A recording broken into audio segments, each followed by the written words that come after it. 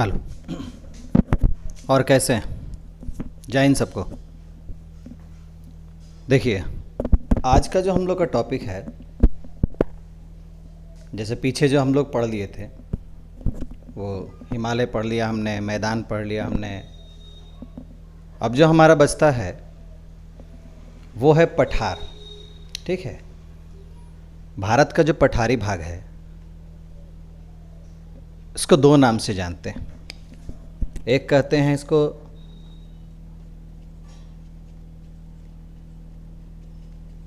प्रायद्वीपीय पठार कहते हैं, इसको दक्षिण का ही पठार बोलते हैं इसको। अभी प्रायद्वीपीय पठार बोलने से मतलब क्या है? द्वीप का मतलब क्या होता है? द्वीप का मतलब वो भूभाग होता है जो चारों तरफ से पानी से घिरा रहता है। भारत चारों तरफ से नहीं, लेकिन तीन तरफ से तो घिरा हुआ है। इधर अरब सागर, इस तरफ देखा जाए बंगाल की खाड़ी, नीचे हिंद महासागर, तीन तरफ से ये जल से घिरा हुआ है, सागर से घिरा हुआ है। लगभग द्वीप की तरह है, प्रायः पूरा द्वीप नहीं है, चारों तरफ पानी होता तो द्वीप कहलाता है। लगभग द्वीप के शेप में आता है, या द्वीप का क्राइटेरिया कुछ हद तक पूरा करता है। ये प्रायद्वीपीय पठार इसीलिए इसको बोलते हैं। और ये हिस्सा पठारी है, और ये भारत का दक्षिणतम भाग है, दक्षिण की ओर का भाग है। डायरेक्शन से अगर पढ़ते हम लोग तो ये उत्तर होता है, नीचे दक्षिण, ये पश्चिम, ये पूरब होता है, तो दक्षिणी भाग है।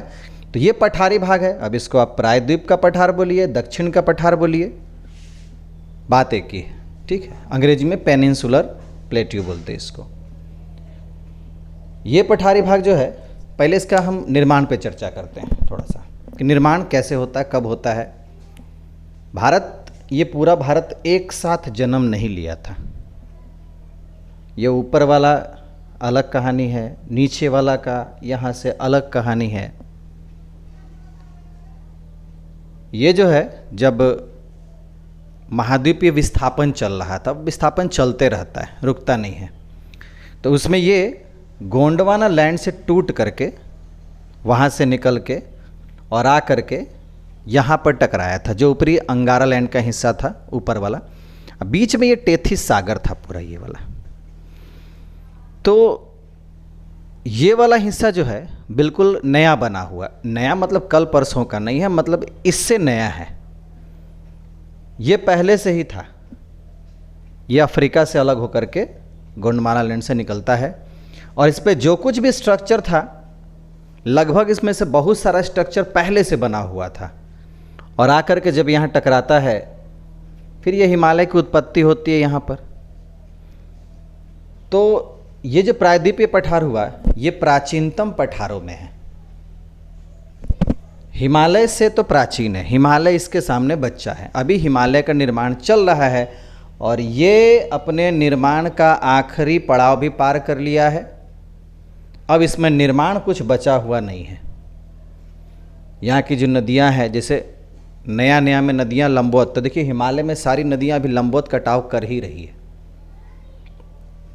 इसका लंबवत कटाव वाला कहानी ख़त्म हो गया, और लंबवत कटाव करने का इच्छा इसके पास, यहाँ के नदियों के पास नहीं रहा। अब ये अगल बगल को काट रही हैं। तो ये प्राचीनतम पठार है, दुनिया का प्राचीनतम पठार है ये।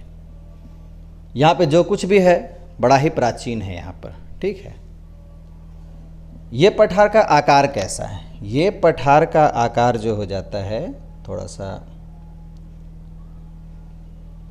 ऐसे कुछ त्रिभुजाकार है, थोड़ा ये यूं करके है, ये यूं करके है, थोड़ा सा इसका आकार। इस पठार की आकृति त्रिभुजाकार है, त्रिभुज के आकार का ये पठार है। इस पठार का विस्तार कहाँ पे है? जैसे उत्तर में हिमालय, हिमालय के दक्षिण में मैदान, ये वाला मैदान था, उत्तर का विशाल मैदान। इस मैदान के दक्षिण में प्रायद्वीपीय पठार का विस्तार है। इस मैदान के दक्षिण में प्रायद्वीपीय पठार का विस्तार है। पठार की आकृति कैसी है? त्रिभुजाकार है। पठार की आकृति कैसी है? त्रिभुजाकार है। ठीक है, उत्तर के मैदान के दक्षिण में पठार का विस्तार है। इस पठार की आकृति कैसी है? त्रिभुजाकार है। ऊंचाई की बात करें तो 600 से 900 मीटर इसकी ऊंचाई है। देखिए पॉइंट बाय पॉइंट समझिएगा, आपको लिखने में आराम रहेगा, शॉर्ट क्वेश्चन वगैरह सॉल्व करने में बहुत ही आराम रहेगा। उत्तर के मैदान के दक्षिण में पठार का विस्तार है। इसकी ऊंचाई 600 से 600 to 900 मीटर, 600 से 900 मीटर। इस मैदान का जो पश्चिमी हिस्सा है, ये पश्चिमी घाट पर्वतमाला है। ये पश्चिमी घाट पर्वतमाला माने इसके पश्चिम में पश्चिमी घाट पर्वतमाला है। और अगर पूरब का बात करें तो पूर्वी घाट पर्वतमाला, माने इस पठार के पश्चिम में पश्चिमी घाट पर्वतमाला का विस्तार है और पूरब में पूर्वी घाट पर्वतमाला का विस्तार है। एक सेकंड,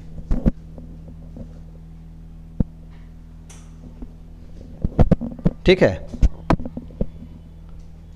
3 महत्वपूर्ण बात, मैदान के दक्षिण में है, इसकी जो इसका त्रिभुजाकार आकृति है, ऊंचाई 600 से 900 मीटर है।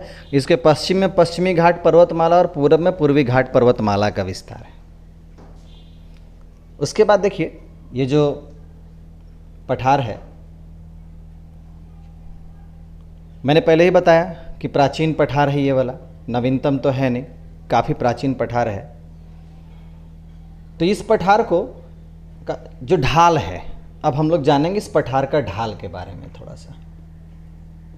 इस पठार का ढाल देखिए तो सबका होता है ना, उत्तर, जैसे कहीं भी हम लोग पढ़ेंगे मैप को तो उसमें डायरेक्शन देखते हैं हम लोग। ऊपर की तरफ पढ़ रहे हैं माने उत्तर पढ़ रहे हैं, नीचे पढ़ रहे हैं दक्षिण पढ़ रहे हैं, इधर पढ़ रहे हैं तो पश्चिम पढ़ रहे हैं, राइट पढ़ रहे हैं तो हम लोग पूरब पढ़ रहे हैं।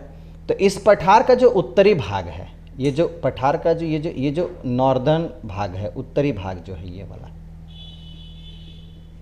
और ये जो पूर्वी भाग है, तो उत्तरी भाग का ढाल उत्तर की तरफ है। उत्तरी भाग का ढाल उत्तर, कैसे पता चलता है? तो यहाँ पे चंबल और बेतवा 2 नदी है। ये दोनों का जल इधर नहीं आकर के, इधर नहीं जाके, इधर नहीं जाकर के, इस तरफ जाकर के और यमुना में मिल जाता है। देखिए यहाँ पे, ठीक है, ये 2 नदी है, यहाँ से ये जाकर के यमुना में यहाँ पे मिल जाती है। चंबल और बेतवा 2 नदियाँ हैं यहाँ पर। तो ये उत्तर की तरफ बह रही। तो देखिए पानी का एक बहुत बड़ा खासियत होता है, वो ढाल का अनुसरण करके बहता, जिधर ढाल रहेगा उधरे बहेगा।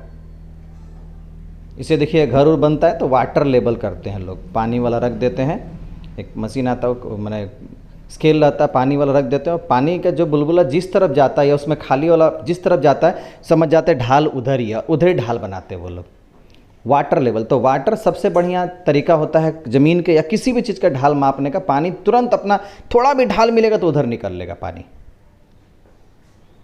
तो अगर ये उत्तर की तरफ बह रहा है, इसका मतलब कि इसका ढाल उत्तर की तरफ है। सोन नदी भी उत्तर की तरफ बहती है, इसका मतलब ढाल इसका उत्तर की तरफ है। दामोदर देखिए, दामोदर पूरब की तरफ बहती है, दामोदर पूरब की तरफ बहती है, दामोदर पूरब की तरफ बहती है। तो ये पूर्वी हिस्सा का ढाल पूरब की तरफ है। ये तो पठार है ना, उठा हुआ है, ये पठार उठा हुआ है, बिल्कुल इस तरह से उठा हुआ है। देखिए इस तरह से उठा हुआ है। पठार इसी को बोलते हैं, अपने आसपास की भूमि से ऊंचा उठा हुआ भूभाग जो ऊपर में ऐसे प्लेन रहे, मेज की समान, चौकी का समान, फर्श के समान प्लेन रहे, पठार कहलाता। तो देखिए अगर इस तरह से पठार है तो इसका ढाल इधर है, इसका ढाल इधर है, तो ऐसा नहीं कि इसका ढाल इधर हो जाएगा, ऐसा कुछ नहीं है, ठीक है, लेकिन ढाल बताना चाह रहे हैं हम। तो ये पठार इस तरह से होता है, ठीक है, ऊंचा होता है। ये पठार उठा हुआ, तो ये पूर्वी भाग का ढाल पूरब की तरफ। ये कौन बताता है? ये दामोदर नदी जो पूरब की तरफ बहती है ना, दामोदर नदी पूरब की तरफ बहती है, बताता है कि पूर्वी भाग का ढाल पूरब की तरफ है। और चंबल और बेतवा नदी, सोन नदी बताती है कि उत्तर का ढाल उत्तर की तरफ है। वहीं जब हम नीचे में आते हैं तो इधर में 4 नदियाँ, महानदी, गोदावरी, कृष्णा और कावेरी, 4 नदियाँ हैं। ये नदियाँ पश्चिम से निकल के पूरब की तरफ आ रही हैं। पश्चिम से निकल के पूरब की तरफ आ रही, इससे पता चला कि पश्चिमी भाग ज़्यादा ऊंचा है, पूर्वी भाग थोड़ा उससे कम है। मतलब ढाल जो है पठार का पश्चिम में ऊंचा है और जैसे जैसे पूरब की तरफ आता है वो मंद होता चला जाता है, धीमा होता चला जाता है, ढाल कम होता चला जाता है। माने पश्चिमी भाग की तुलना में पूर्वी भाग का ढाल जो है कम है। इसलिए इधर की जो नदियाँ हैं जितनी भी है वो पश्चिम से निकल के पूरब की तरफ आती हैं। ये सिद्ध करते, इस तरह से आपको पता पता चल जाएगा ढाल किधर है पठार का। उत्तर का ढाल उत्तर की तरफ कौन बताता है? चंबल बेतवा नदियाँ। पूरब का ढाल पूर्वी तरफ है, ये कौन बताता है? दामोदर नदी बताता है, जो पूरब की तरफ आकर बंगाली खाड़ी मिलती है। और इसके बाद 4 नदियाँ महानदी, गोदावरी, कृष्णा, कावेरी जो है ये पश्चिम से निकल के, पश्चिमी घाट से निकल के पूरब की तरफ आकर के बंगाली खाड़ी मिलती है। इससे पता चलता है कि पश्चिम से ढाल इसका पूरब की तरफ है। ये इसका विशेषता हो गया पठार का, जो हम लोग का ये प्रायद्वीप पठार या दक्षिण का पठार है, इसका विशेषता हो गया। इस विशेषता के साथ यहाँ पे ये खड़ा है। अब इसका क्षेत्रीय विस्तार हम देखते हैं। तो इसको निम्नलिखित 3 भागों में बांट के पढ़ा जा सकता है। एक पढ़ते हैं हम लोग मालवा का पठार। तो देखिए यहाँ पर जो है ये इस जगह पे जो है ये वाला अरावली पर्वत हो गया, ये वाला, ये अरावली, दुनिया का सबसे पुराना वलित पर्वत, सबसे पुराना अवशिष्ट पर्वत अरावली है। इस अरावली के पूर्व में देखिए, अरावली है ना, यह उत्तर पश्चिम पूर्व, अरावली के पूर्व में, ठीक है, यह अरावली के पूर्व में। फिर इधर में आइए, यहाँ पे सोन नदी आपको मिलेगा, पटना के पास जाकर के मिलती है, ये सोन नदी हो गई, ठीक है। इसके भी पूर्व में, ठीक है, तो सोन नदी के पूर्व में आते हैं। तो यहाँ पे हम लोग को इस पठार को पहले देखते हैं, थोड़ा मज़ेदार पठार है ये वाला। तो ये छोटा नागपुर का पठार, यहाँ पे किसका विस्तार है? छोटा नागपुर के पठार का विस्तार है। यहाँ पे छोटा नागपुर का पठार है। इसको छोटा नागपुर का पठार क्यों कहते हैं? यहाँ जो बड़ा नागपुर है इससे कुछ मिलता जुलता ये पठारी अंचल का जो क्षेत्रीय बनावट है कुछ वैसा है, इसीलिए इसको बड़ा नागपुर, ये तो नागपुर है, उधर मुंबई में इसको छोटा नागपुर बोलते हैं। इस पठार का विशेषता क्या है? इसको भारत का रूढ़ भी कहते हैं। रूढ़, रूढ़ क्षेत्र वो क्षेत्र होता है जो खनिज में, जो खनिज के मामले में बहुत ज़्यादा उन्नत होता है, उसको रूढ़ क्षेत्र कहते हैं। तो छोटा नागपुर क्षेत्र के बारे में ऐसा कहना है कि पूरे भारत में जितना भी खनिज निकलता है उसका लगभग 80% खनिज जो है अकेले छोटा नागपुर से जाता है। माने अगर कहीं पे, माने अगर 100 यूनिट कहीं पे बॉक्साइट जा रहा है तो 80 यूनिट जो है वो सिर्फ और सिर्फ कहाँ से जाएगा? छोटा नागपुर पठार से। इसलिए इसको भारत का रूढ़ भी कहते हैं। ये पठार 2 हिस्सा में बंटता है, एक रांची का पठार, एक हजारीबाग का पठार। हजारीबाग का पठार, रांची का पठार, दोनों में अंतर है थोड़ा सा। रांची का पठार जो है वो संप्राय मैदान की तरह प्लेन हो गया है, मोटा मोटी, ऊंचा है लेकिन प्लेन है, उस पर शहर वहर आराम से बसा हुआ है, एयरपोर्ट, रेलवे स्टेशन सब कुछ बना हुआ है। किंतु हजारीबाग का पठार में जब आते हैं तो उसमें ऊंची ऊंची पहाड़ियाँ देखने को मिलती। और ये दोनों पठार को अलग कौन करता है? दामोदर नदी करता है। रांची के पठार और छोटा नागपुर पठार को कौन अलग करता है? दामोदर नदी करता है, ठीक है, ये जान लीजिएगा। छोटा नागपुर पठार के बारे में तो भारत का रूढ़ किसको बोलते हैं? छोटा नागपुर पठार को बोलते हैं। रूढ़ क्षेत्र वो क्षेत्र होता है जो खनिज में बहुत ज़्यादा उन्नत होता है। तो छोटा नागपुर पठार खनिज में बहुत ज़्यादा उन्नत है। भारत का लगभग 80% खनिज यहीं से जाता है और खनिज पे आधारित यहाँ पे बहुत सारा उद्योग है, जैसे लौह इस्पात उद्योग अगर पूर्वी भारत में बहुत ज़्यादा उन्नत है तो इसी छोटा नागपुर का देन है। सवाल आता है कि पूर्वी भारत में लौह इस्पात के केंद्रीकरण के क्या कारण है? तो उसका पीछे बड़ा कारण है छोटा नागपुर का पठार। खनिज इतना है तो फिर सोचना क्या, इधर में दुनिया जितना भी लौह इस्पात कारखाना, दुर्गापुर, बर्नपुर, राउरकेला, भिलाई, बोकारो, सारा का कुल्टी जो बंद हो गया, सारा का सारा तो इधर ही है, ठीक है।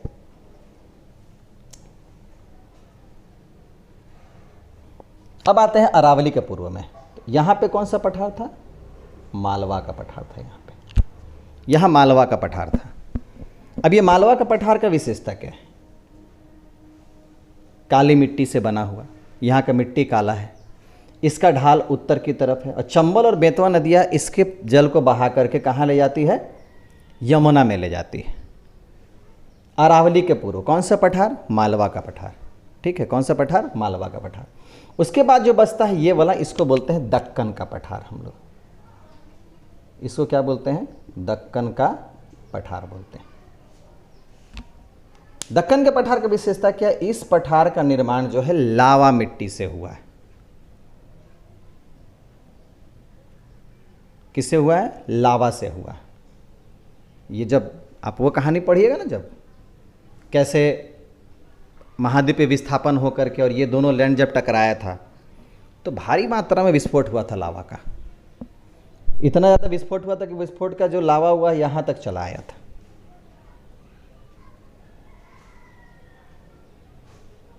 उसी से इसका निर्माण होता है दक्कन के पठार का। इसका ढाल किधर है? पश्चिम से पूरब की तरफ है। प्रमुख नदियाँ कौन कौन है इसकी भाई? महानदी है, गोदावरी है, कृष्णा है, कावेरी है। काफ़ी उपजाऊ मैदान है। काली मैंने लावा मिट्टी से बना होने के कारण कपास की खेती अच्छी होती है, गेहूं भी अच्छी होती है यहाँ पर। तो कपास में तो खैर राजा है गुजरात और महाराष्ट्र, कुछ बोलने का इसमें नहीं है। ये किसके कारण से हुआ है? लावा मिट्टी के कारण से हुआ है। अभी आपको समझ में आया? मालवा का पठार, छोटा नागपुर का पठार, दक्कन का पठार। तो भारत का प्रायद्वीपीय पठार पढ़िएगा, पढ़ने को बहुत कुछ है, ऐसा कुछ नहीं है, किंतु शॉर्ट में इतना पढ़िए, काम हो जाता है इससे। काम क्या, बहुत काम हो जाता है। ठीक है, मालवा का पठार किसके पूर्व में? अरावली। पूछ देगा सवाल कि अरावली के पूर्व में कौन सा पठार है? आपको 3 ऑप्शन 4 ऑप्शन दे देगा। क्या क्या ऑप्शन दे देगा आपको? मालवा दे देगा, छोटा नागपुर दे, दक्कन दे देगा और मेघालय पठार दे देगा आपको। अब अरावली के पूर्व में मालवा है, सोन के पूर्व में छोटा है, छोटा नागपुर, और उसके बाद जो बचता है वो दक्कन का पठार है।